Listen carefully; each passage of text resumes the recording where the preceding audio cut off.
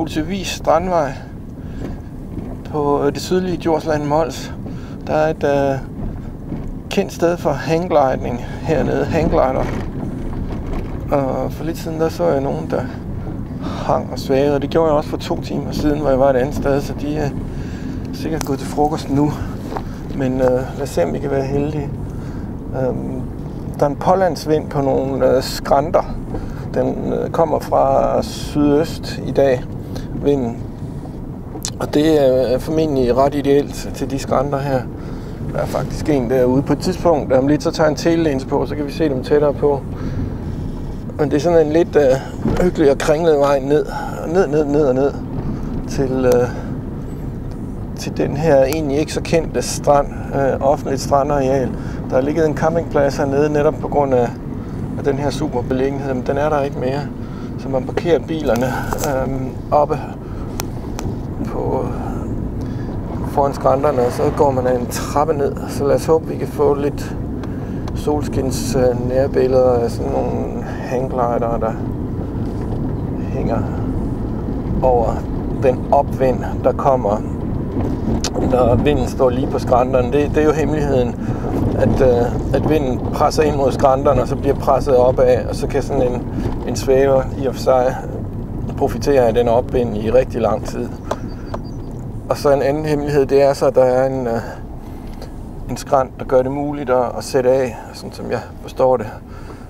Jeg ved ikke, om der ligefrem er et træf her, men der er der i hvert fald fuldt op med mennesker. Jeg vil næsten tro, at der er et træf. Men lad os gå ud og se på serien.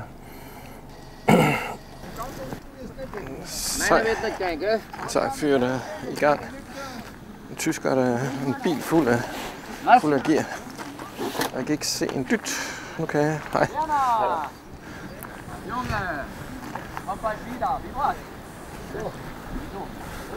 Nå, men jeg må hellere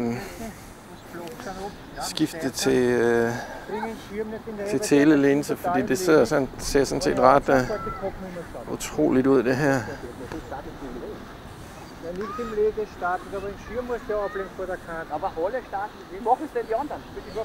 Jeg ved ikke, om det er tyskere hele bundet, men altså det er som nævnt et internationalt sted, så jeg vil næsten tro, det kunne være en tysk klub, der er svineheldige, fordi at vinden er lige på de her skrænter. Det kunne være sjovt at se en, der tager af, eller hvad det hedder, starter. For det må jo også være en teknik i sig selv. Det kan være, vi kan følge ham der, hvis han vil være med til det. Han ser godt nok ret adrenalin betonet ud, men strategien kunne være at prøve at se, om jeg kan følge ham lidt. Vi ser, hvad der sker. Jeg har lige fået en aftale med en gråhåret med hjelm på orange jakke, om at det er okay at filme ham, når han starter. Så jeg går ud fra, at han lige glemte landet, og så kommer han ned igen. Men her er der sådan en slags rygsæk-agtig ting, som må være det, man sidder i. Det er næsten ikke til at se, hvad det egentlig består af, men det minder om sådan en bodysuit rygsæk. Og så er der nogle liner her op til selve skærmen, hedder det vel. Og så selvfølgelig en hjelm, fordi hvis man foretager sig noget forkert, så kan man jo risikere at komme galt af sted. Se om han klarer det. Han er lige sådan på den stressende side, vil jeg sige. Altså, får vi se. Jeg håber ikke, at jeg stresser ham yderligere. Jeg har fået lov til at følge med ham og gå tæt på. Altså, så.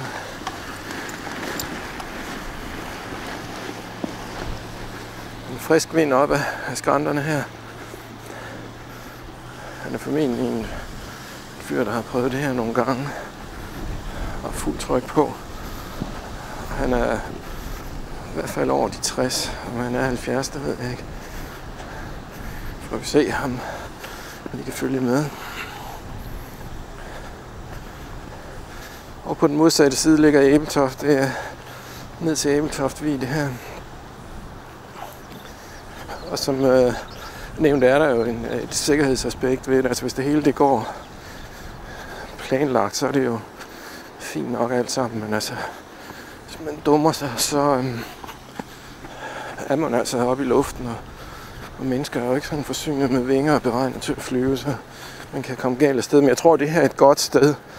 Altså, der er ikke sådan nogle klipper eller noget, man kan hænge fast i, eller noget i den stil. Så lad os se, hvordan denne tysker har tænkt sig at gribe sagen an. Der kan man se rygsækken rimelig klart. You're looking for the right place on the cliff to start? Yes. How many years have you done this sport?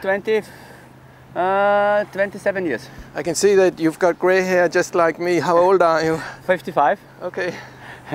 Well, I'll try to keep in the background. Yeah, sure, okay. Sure, no problem. Thanks. Nå, han skal lige have ro til at overveje det her.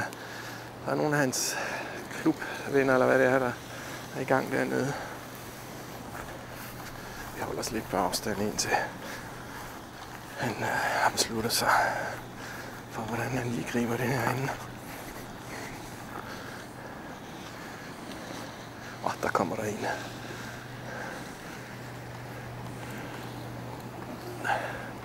Fri som fuglen, havde jeg sagt.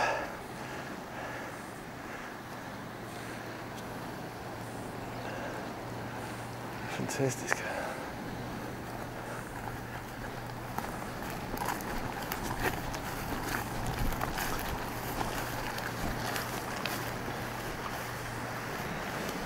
De har en super dag til det. En af de første rigtige sommerdage i 2015. Og vinden er lige præcis som den skal være.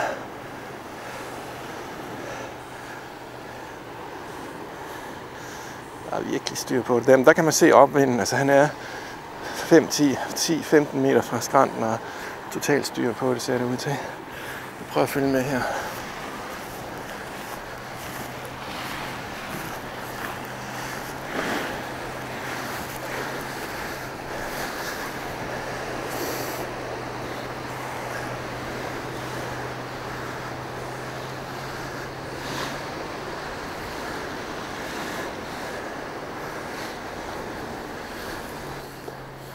Everything has to be correct. Yes.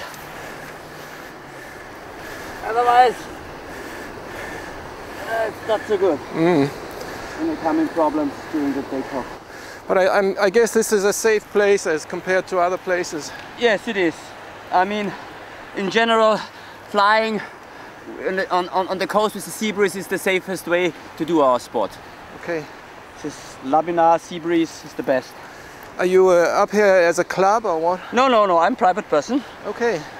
But are there always so many people here on a good day, do you know? Well, I don't know. I'm also here for holiday. Okay.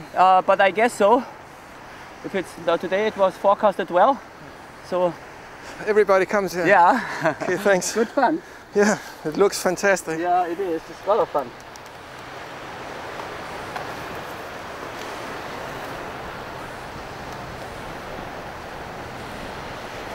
Jeg får lige ved at sikre gear stille og roligt.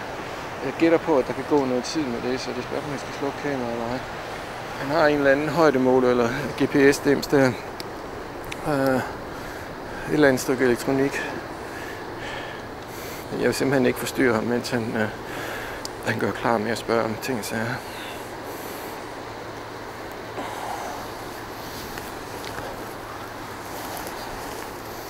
Lad os se, hvad der sker simpelthen.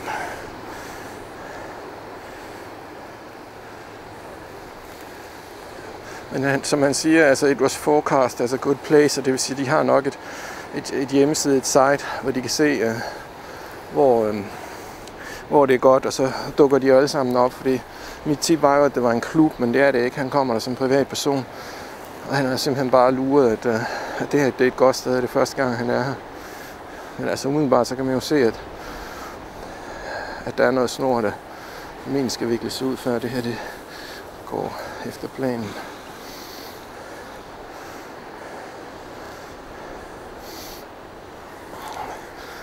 What's your name? Robert. What's the second name? Maya. Robert Meyer. Okay, I'll put that on YouTube as a tag, then you can find it. Robert thank Meyer. you. I have already 300 videos of mine on my own YouTube sites. It's very picturesque, so I understand. Vanskeligt at regne ud af, hvornår han er klar, men jeg synes ikke, det virker som om snoretrækket er helt som det skal være. 55 år, så er en tidlig gråhåret mand, men altså super form. Og han kombinerer det simpelthen med ferie. Han formentlig lejer et sommerhus her i Ebeltoft området, hvor der er masser af sommerhus, og så ud og hangglide. Tror jeg, det sker. Yes.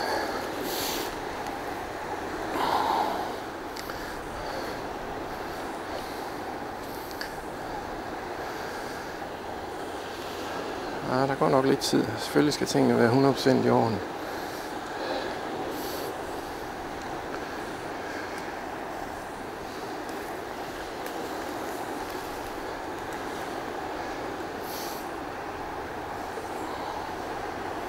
Så nu tror jeg, han er ved at være derhenne af.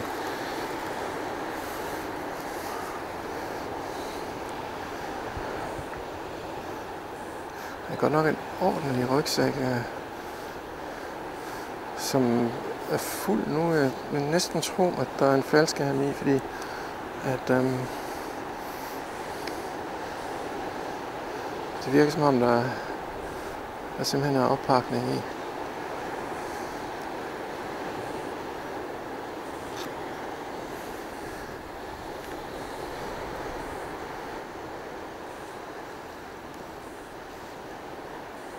Have you got a parachute in the backpack?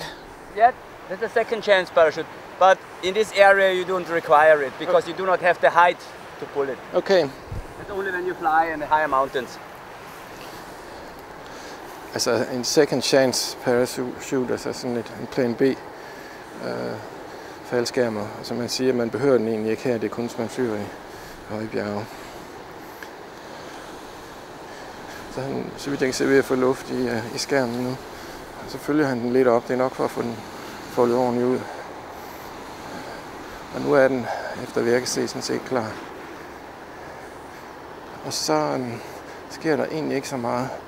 Han fiser opad, vender sig om, og så flyver han. Og så bomber han på jorden igen der.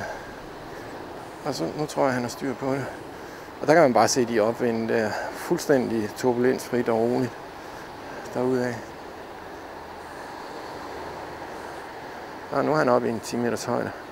Og de bliver jo hængende lokalt herover skrænterne, fordi at det er jo lige præcis her, det er super. Nu prøver jeg at tage en tillins på, så ser vi, hvad vi får ud af det.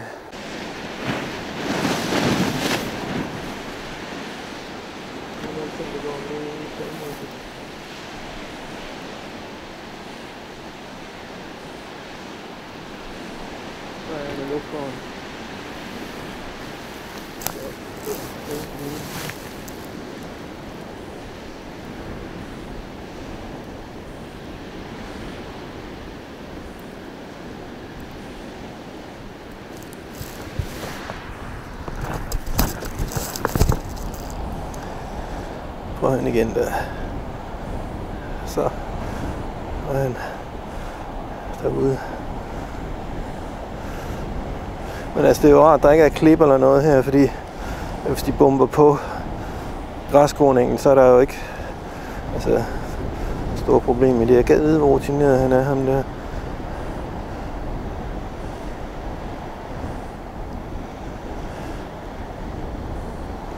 Kommer han lige over. Hold op.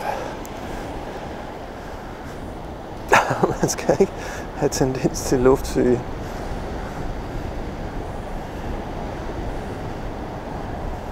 Men altså, et hangglider sted, hvor der også har været afholdt konkurrencer. Ebeltoft Bay på vestsiden, og med en sydøstenvind nu her, så melder deres homepage, deres hjemmeside, at der er ideelle forhold, og her så kommer hanggliderne væltende.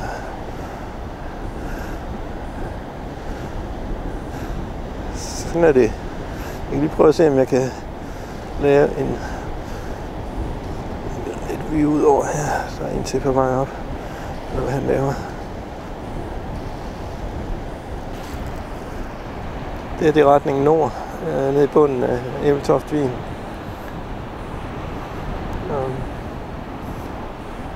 De flyver simpelthen langs med skrænterne her. Lige før var han ganske tæt på. Det er han også den her gang. Nu har jeg en vidvinkel på, så man kan ikke se fornemme, hvor tæt han er på, men han er tæt på, og det går hurtigt. Så en fornøjelig sport for fartdjævel, eller hvad man skal kalde det. Ikke spillefugle, men luftfugle.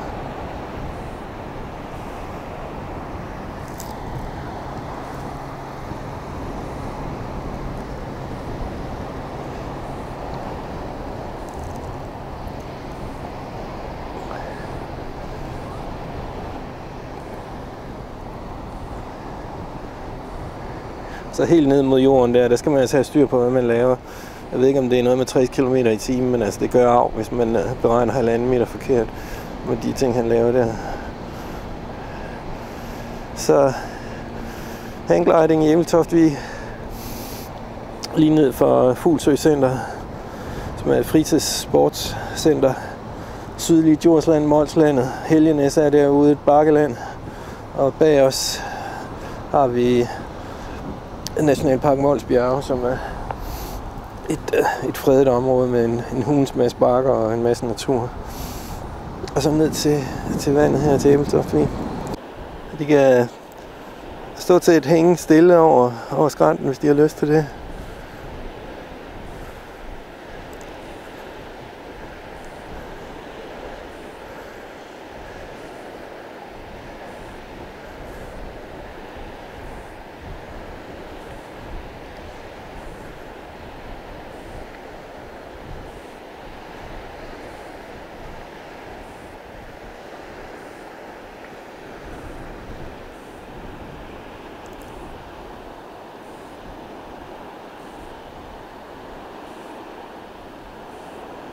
Så hænger han bare.